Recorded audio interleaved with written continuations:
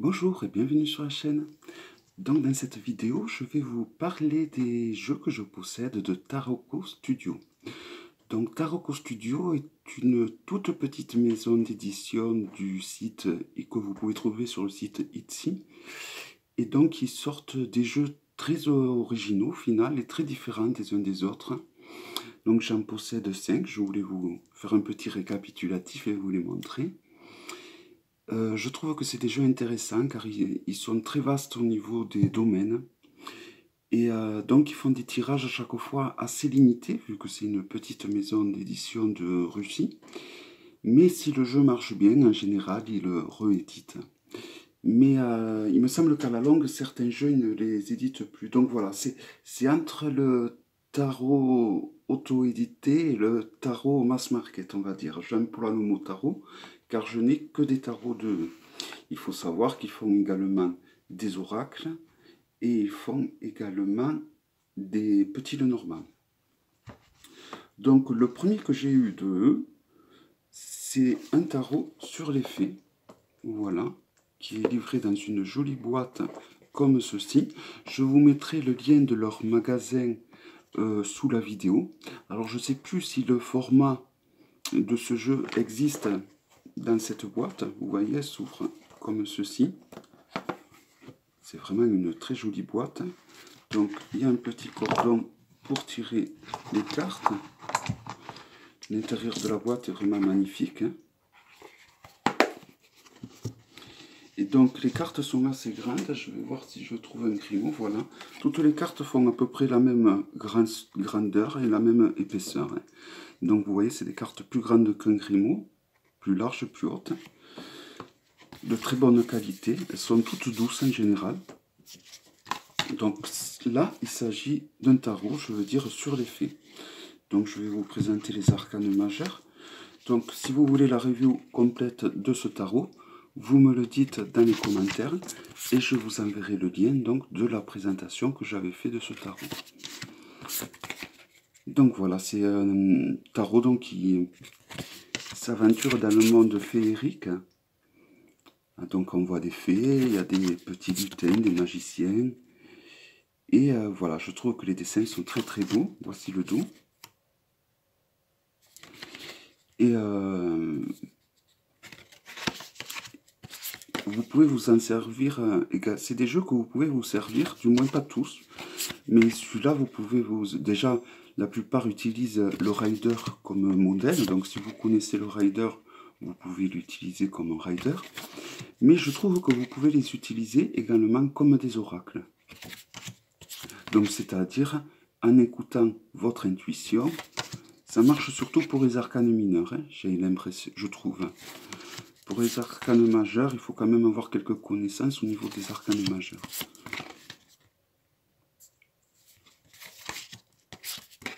Voilà la tour. L'impératrice. La tempérance. Le jugement. La force. La roue de fortune, l'étoile et la lune. Je vais vous montrer vite fait quelques arcanes mineurs, car elles sont vraiment très très jolies. Donc voilà, je trouve que les arcanes mineurs peuvent être utilisés de façon intuitive, donc en regardant juste les lames et en se plongeant dedans. Donc elles sont dans l'ordre, il me semble, en plus. Voilà, je vous présente, donc là on est dans la série des deniers. Donc on reconnaît facilement les séries. Je vais vous montrer peut-être quelques... Là, il y a les coupes qui arrivent. Donc l'as de coupe. Les cartes sont très agréables au toucher également. Et voilà, je trouve vraiment que c'est un très très beau jeu que je n'utilise pas suffisamment. Parce que on ne peut pas tous les utiliser. Ça m'arrive de temps en temps, mais là, j'avoue que c'est vrai que ça fait un moment que je ne l'ai pas utilisé. Voici la terrible série des épées. Donc au niveau des personnages de cours, il y a écrit P Donc ça représente, on va dire, le prince, donc le valet.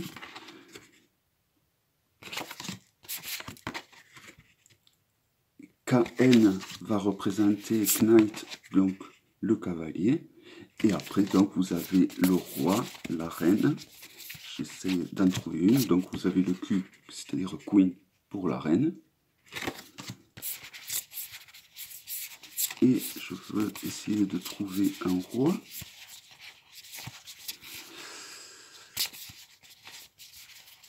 Voilà, le roi d'épée, décidément. Et quelques séries de bâtons. Voilà, je trouve que c'est un jeu, c'est peut-être l'un des plus beaux jeux sur les faits que je possède. Voilà. Donc, je ne connais plus le nom de ce jeu, je suis désolé, mais je peux le retrouver, donc, car il est toujours disponible à l'achat sur leur site. Donc, il existe en plusieurs formats. Vous avez un format plus petit, je crois que celui-là est donc beaucoup moins cher. Si vous voulez un jeu qui soit dans une boîte normale, je pense qu'il faut compter une trentaine d'euros. Voilà, doit falloir compter une trentaine d'euros. Donc ensuite, j'ai eu un jeu voilà, qui était livré dans une boîte en bois. Donc souvent, ils font soit la possibilité d'acheter les jeux dans des boîtes en carton toutes simples, ou dans des jolies boîtes, comme c'est le cas pour celui-là également. Donc il se trouve dans une jolie boîte en bois. Donc là, il s'agit d'un tarot sur la mythologie nordique, la mythologie slave, exactement. Donc on ne trouve pas grand-chose sur cette mythologie, malheureusement. Donc il y a la correspondance au final. Là, vous avez donc la correspondance avec le diable, donc au numéro 15. Là, vous avez la correspondance avec la tempérance. Voilà, donc il faut vous servir du numéro qu'il y a en bas. Car en bas, nous avons le nom donc des divinités. Mais voilà, ce n'est pas des divinités du panthéon nordique comment il s'appelle, des dieux Thor, tout ça. C'est un petit peu différent. Donc évidemment, il est livré avec un PDF où il y a tout qui est expliqué dedans. Mais voilà, c'est un jeu, vous faites comme si c'était des arcanes majeurs, soit du tarot de Marseille ou soit du Rider. Donc j'ai l'impression qu'il s'appuie plutôt sur le Marseille, on va dire, enfin sur le Rider, je veux dire. Là, nous avons la papesse, donc, arcane numéro 2. Là, nous avons la lune, vous voyez, c'est assez représentatif, hein, quand même. Hein. Pour le chariot, nous avons un homme qui chevauche un cheval, donc ça reste quand même assez représentatif, comme pour la roue de fortune, vous voyez. On voit une roue derrière la tisseuse des vies. Donc ça reste assez représentatif quand même d'un jeu de tarot, on va dire Rider. Et voilà, et je trouve que les dessins sont magnifiques, quoi. Je sais pas si c'est pas celui-là au final mon préféré de tous les Taroko Studio.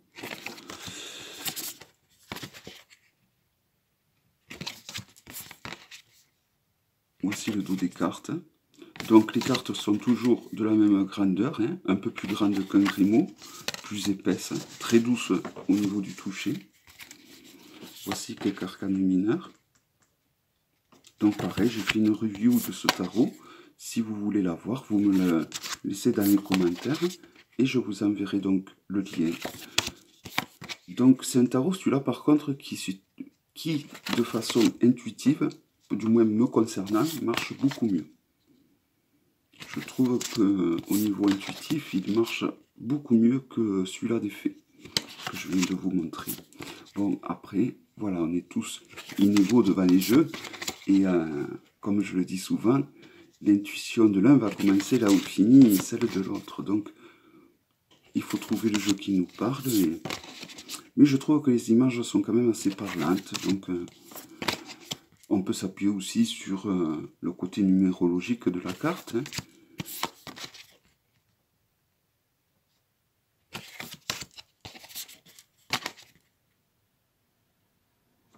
Voilà. Donc c'est un jeu vraiment de toute beauté. Je pense d'ailleurs, je suis en train de regarder ce qui me reste à vous montrer, je pense que c'est le plus joli que j'ai de Taroko Studio.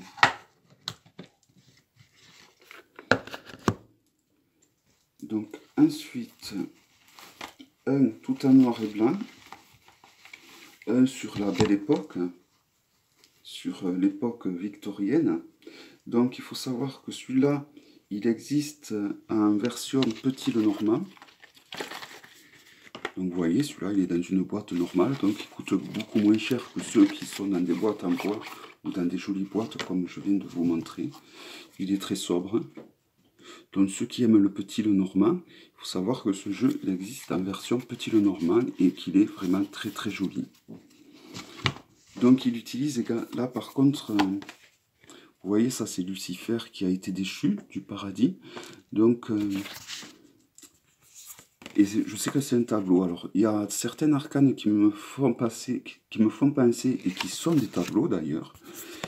D'autres pas toutes. Donc là je pense que c'est Junon qui se fait, mais j'en suis pas sûr. Mais habituellement, je sais que Junon se fait est sur un char et qu'elle se fait tirer. Normalement, c'est par des signes. Là, ça ressemble plutôt à des mouches. Vous voyez?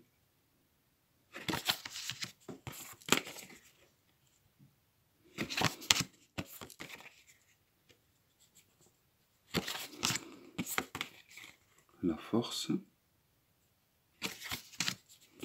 Donc, vous voyez là, la force est en 11. Donc, dans certains jeux, ils ont choisi de prendre l'ordre des arcanes majeurs du tarot de Marseille. Et dans d'autres, ils vont prendre l'ordre, comme les deux que je vous ai montrés, plutôt du Rider. Alors, dans le prochain jeu que je vais vous montrer, ils avaient carrément proposé 2 arcanes de la force et 2 arcanes de la justice, et chacune notée donc en fonction de la manière duquel vous voulez l'utiliser. Alors peut-être que celui-là aussi. Je trouve que c'est un jeu très beau, donc tous ceux qui aiment les jeux en noir et blanc, vous devriez trouver ce jeu, je pense, magnifique. Hein. Voici le dos, je ne sais plus si je vous l'ai montré, très joli, très classe. Voilà, je trouve que c'est un jeu qui fait très très classe.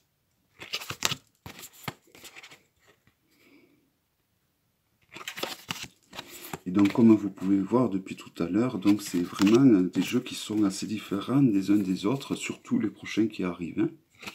Donc là, nous avons un vrai pendu. Et l'ermite qui est très très joli.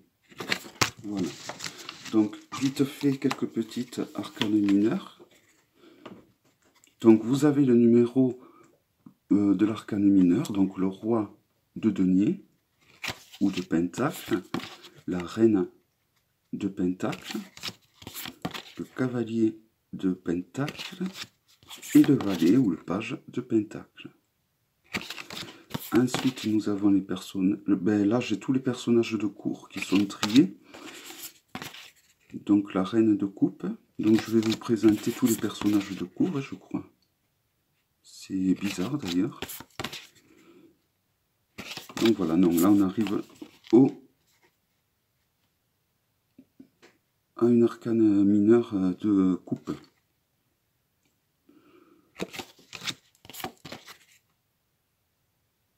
Voilà, là, les épées. Donc, au niveau des arcanes mineurs, ça suit par contre vraiment le Rider. Hein. Mais voilà, vous voyez, il y a vraiment des détails. Et voilà, et le noir et blanc, je trouve, surtout pour cette époque, l'époque victorienne, ça... Je trouve que ça met... Je pense que si le jeu avait été en couleur, il aurait été moins joli.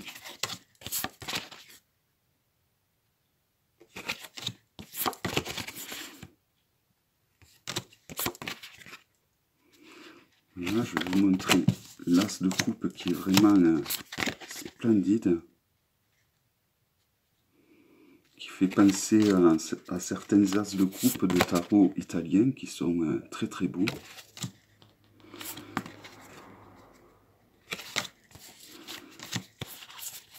Je vais vous montrer quelques bâtons.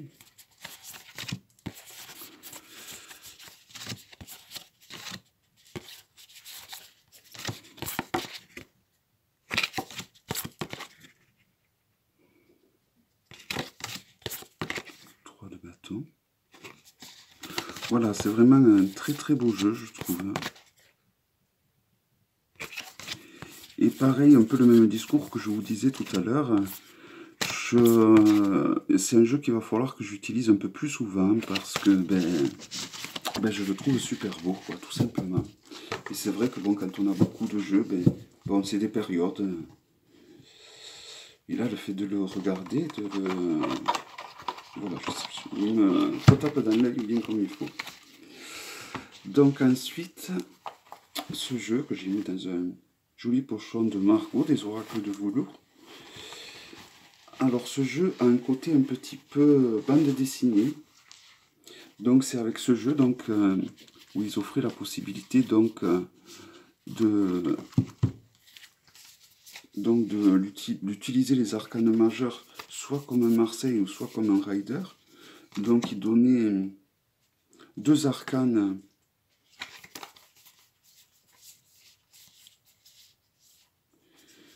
de la force et deux arcanes de la justice. Je regarde si je pense pas que je les ai laissés, je les ai choisis et je pense pas du tout les avoir laissés.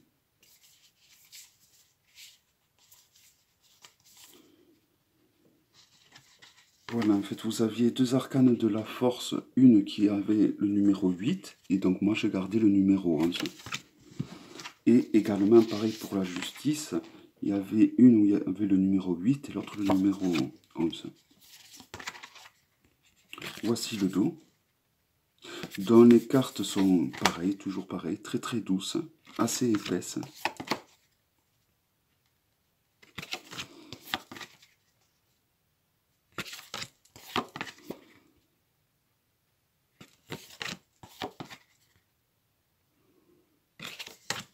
Donc vous voyez, on change vraiment de style par rapport à ce que je viens de vous montrer. Mais voilà, je trouve qu'il est... c'est un tarot qui m'avait beaucoup plu et que j'avais beaucoup utilisé à l'époque. Donc il y a des lettres hébraïques et tantôt des signes astrologiques sur le haut des arcanes. Là nous avons une lettre hébraïque. Une fois il y a les deux. Donc il y a beaucoup de symboles sur les arcanes.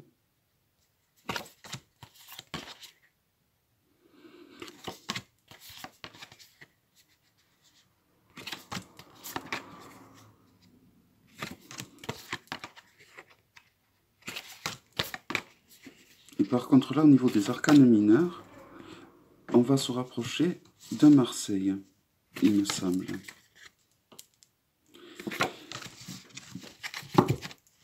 Donc on se rapproche beaucoup de Marseille, dans le sens où c'est pas imagé. Ça va être, il va y avoir plutôt des symboles, vous voyez. Donc des symboles astrologiques.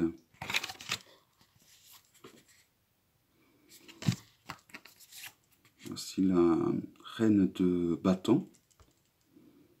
Donc on reconnaît le bâton ici, dans le coin, ils le mettent pour ce qui est des personnages de cour.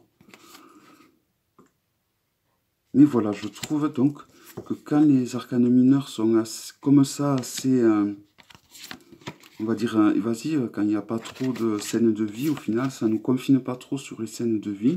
Et comme pour le Marseille, ça laisse davantage place au niveau de l'intuition.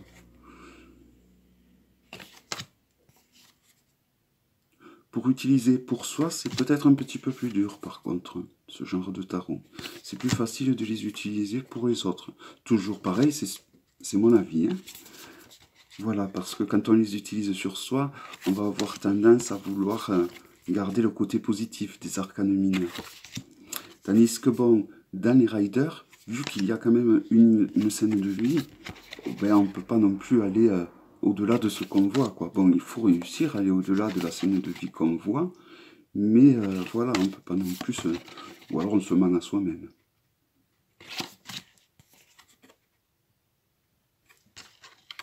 Voilà, après c'est toujours pas... les nominations des personnages de course sont toujours écrits de la même façon. Pour le roi, vous allez avoir un K. Pour le chevalier, vous allez avoir un K et un N. Pour une reine, vous allez avoir un Q.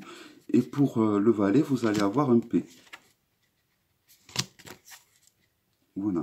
Vraiment, Taroko Studio, c'est... je trouve qu'ils ont fait vraiment des jeux. Ils ont même fait un jeu pour ceux qui aiment l'art, qui reprend des tableaux de grands peintres.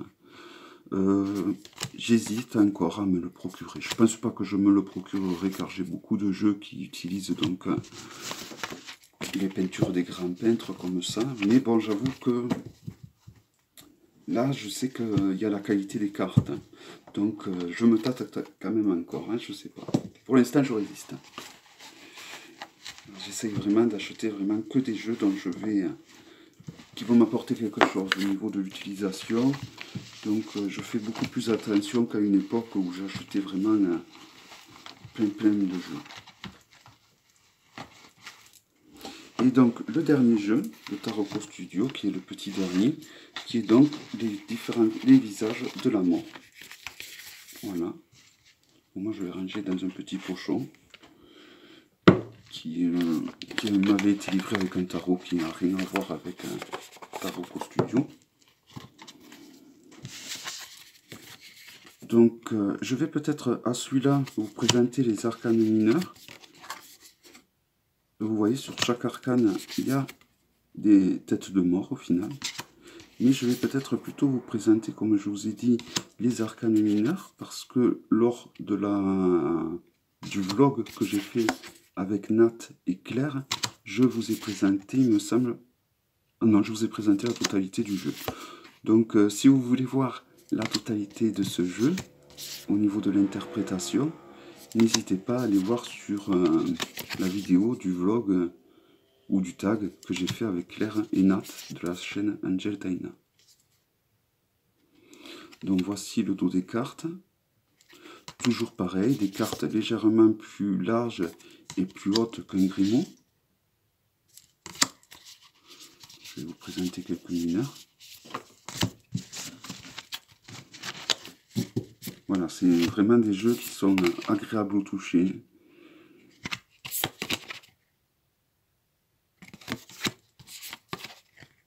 Et comme beaucoup de jeux, comme tous les autres jeux de Taroko Studio, alors celui-là il se rapproche du dernier que je vous ai montré, c'est-à-dire que les arcanes mineurs sont un peu plus... il n'y a pas des scènes de vie, donc il va falloir essayer de...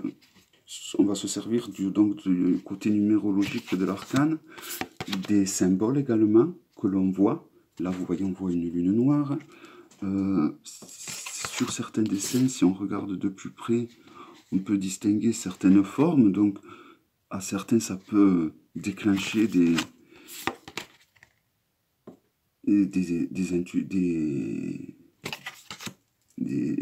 comment dire, des intuitions, ça peut déclencher des mots dans leur tête, ça peut déclencher des visions, je veux dire. Donc, il faut vous faire confiance. Hein.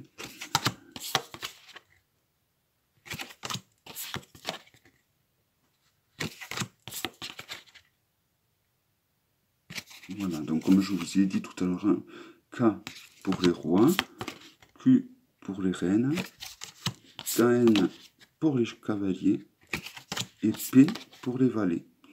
Et ça, donc, pour tous les personnages de cours de Taroko Studio. Donc voilà, donc c'est des jeux... Moi je trouve, vous voyez, là on voit quand même un personnage derrière le 9 de denier. Là également.